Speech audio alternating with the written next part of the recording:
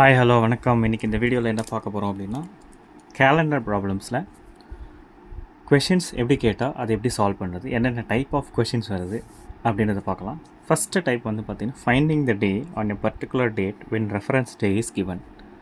Okay, so இந்த டைப்பில் questions எப்படி கேட்குறாங்க, அதை எப்படி நம்ம சால்வ் பண்ணலாம் அப்படின்னு பார்க்கலாம். சரி, இப்போது இந்த மாதிரி ஒரு கொஷின் கேட்டிருக்காங்கன்னு வச்சுக்கோங்களேன். அதாவது 15th August, okay, 15th August வந்து மண்டே. ஓகே, அப்படின்னா 17th 15th ஆகஸ்ட்டு 2011. ஓகே, அப்படின்னா 17th செப்டம்பர் 2011 வந்து what day of the week அப்படின்னு கேட்குறாங்க. ஸோ 15th ஆகஸ்ட் 2011 வந்து மண்டே அப்படின்னா 17th செப்டம்பர் 2011 வந்து என்ன டே அப்படின்னு கேட்குறாங்க. சரி, ஃபஸ்ட்டு நம்ம இதில் என்ன ஃபைண்ட் அவுட் பண்ணோம் அப்படின்னு பார்த்தீங்கன்னா, முதல்ல வந்து total number of days in August. Okay, total number of days in August. சரி, இப்போ பாருங்கள், மொத்தம் ஆகஸ்ட் அப்படின்னாலே 31 டேஸ். அந்த மந்தில் வந்து 31 டேஸ் இருக்கும். ஸோ 31ல் நான் என்ன பண்ணுறேன், 15 மைனஸ் பண்ணிக்கிறேன். ஸோ மீதி எவ்வளோ, 16 டேஸ் இருக்குது. சரிங்களா? Next total number of days in September. இது ரெண்டுமே 2011 தான், கரெக்டாக? 2011. சரி, செப்டம்பரில் டோட்டல் நம்பர் ஆஃப் டேஸு இதில் 16. செப்டம்பரில் எவ்வளோ டேஸ் கேட்குறாங்க, 17th வரைக்கும் கேட்குறாங்க. செப்டம்பர் 17th வரைக்கும் கேட்குறேன். அப்போ 17 டேஸ். ஓகே, சரி, இப்போது நம்ம என்ன பண்ணலாம், 16யும் 17யும் ஆட் பண்ணிக்கலாம். ஆட் பண்ண எவ்வளோ, 33 வரும். 33யை 7ஆல் டிவைட் பண்ணலாம். சரியா? 7ஆல் டிவைட் பண்ணி ஆட் டேஸ் ஃபைண்ட் அவுட் பண்ணணும். ஆட் டேஸ் எப்படி ஃபைண்ட் அவுட் பண்ணுறதுன்னு இதுக்கு முன்னாடி ஆல்ரெடி சொல்லியிருக்கேன். சரிங்களா?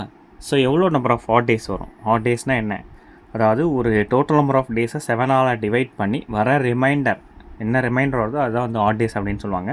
சரி, இங்கே எத்தனை ரிமைண்டர் வரும் அப்படின்னா 5 ஆட் டேஸ் வரும். மொத்தம் 5 ஆட் டேஸ் வரும். சரிங்களா? 5 ஆட் டேஸ் வரும். சரி, அப்போ நம்பர் ஆஃப் ஆட் டேஸ் 5வா? சரி, இப்போது என்ன டே, 17th செப்டம்பர் 2011 என்ன டே அப்படின்னு நம்ம கண்டுபிடிக்கிறதுக்கு என்ன பண்ணணும் அப்படின்னா, so required day is equal to, இங்கே 15th ஆகஸ்ட் என்ன டே, 15th ஆகஸ்ட் 2011 வந்து மண்டே. ஸோ மண்டேலேருந்து ப்ளஸ் 5. ஓகே, ஸோ மண்டேலேருந்து +5 என்ன, மண்டே விட்டுருங்க.